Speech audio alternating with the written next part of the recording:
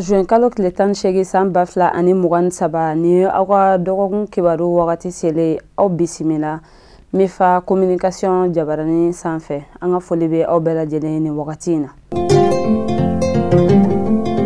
An bɛna don an ka kunnafoniw kɔnɔna na. Arabado juin kalo tile 14 san 2023 min ye an ka jamanakuntigi ye Colonel Assimi Goïta ani Rusikaw ka jamanakuntigi n'o ye Vladimir Poutine ye. Olu ye ɲɔgɔn sɔrɔ nɛgɛjuru sira la yaasa ka ɲɔgɔn kumaɲɔgɔnya. U ka kumaɲɔgɔnya in yɛrɛ bolila fɛn min kan o ye bolodi ɲɔgɔnma min bɛ jamana fila ni ɲɔgɔn cɛ o ko bɛ se ka jidi halisa cogoya min na. Halisa min ye bɛn ani kelenya ye o bɛ se ka na an ka Maliba kɔnɔna la cogoya min na ani min ye lakana ye o bɛ se ka sabati halisa an ka jamana kɔnɔna la cogoya min na.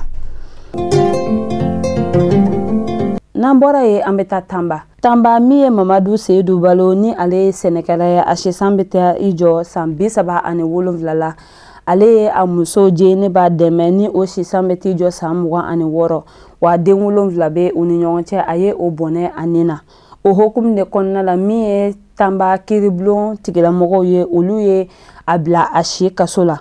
Ka sababuya kɛ Mamadu Seydou Balo yɛrɛ ko a ye muso in faga ka sababu kɛ a ye ŋunuŋunuka dɔw mɛn ka bɔ a tediraka dɔw yɔrɔ la minnu ye a yira la ko muso in ni u ka dugulamɔgɔ dɔ tun bɛ ɲɔgɔn fɛ ni o ye Ali Jaw ye. O dusumakasa de kɔnɔna la a ma se ka a yɛrɛ minɛ a tagara a muso yɔrɔ ka a muso bɔnɛ a nin na.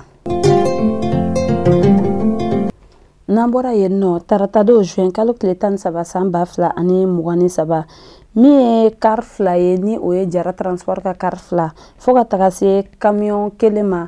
O camion in kun falen bɛ baganw na olu ye ɲɔgɔn na sɔrɔ o hukumu de kɔnɔna la min ye maa 15 ɲɔgɔnna ye olu bɔnɛna o nin na ani maa 32 olu kɛra maaw ye minnu joginna. An b'a fɔ ko Ala ka hinɛ banbagatɔw la, Ala ka badabada dali, Ala k'o nɔgɔya u ye wa an b'a fɔ ko Ala ka nɔgɔya kɛ maa minnu bɛ ni olu banana. Ala ka u nɔgɔya ka u ɲuman wuli hɛrɛ ani baden na. N'an bɔra ye min ye Abdoulaye Diop ye jumadon juin kalo tile 16 san 2023 New York jamana kan ale ye a yira Mali jamana ɲɛmɔgɔw tɛ a fɛ tuguni min ye casque bleu ye ni an ko olu ma ko MINUSMA ko Mali jamana ɲɛmɔgɔw b'a fɛ olu ka taa ka bɔ an ka jamana kɔnɔna la ka sababuya kɛ u nafa foyi ko o tɛ Mali kan bilen. Au contraire ko u ka toli yan nɔ o bɛ kɛ masiba de ye Mali jamanadenw kan. O hukumu kɔnɔ a y'a yira ko u t'a fɛ tuguni jamana ɲɛmɔgɔw t'a fɛ tuguni MINUSMA ka mɛn an ka Maliba kɔnɔna la ko u ka kosaw n'u ka kasaw o k'olu fara ɲɔgɔn kan ka taa u ka jamana kɔnɔna la. N'an bɔra an bɛ taa Gawo. O ni maaw ka pankuru dɔ jigintɔ Gawukaw ka pankuru boli kɛnɛ na alamisado juin kalo tile 15 san 2023 a yirala ko fiɲɛ kɛra sababu ye ka o pankuru in bi.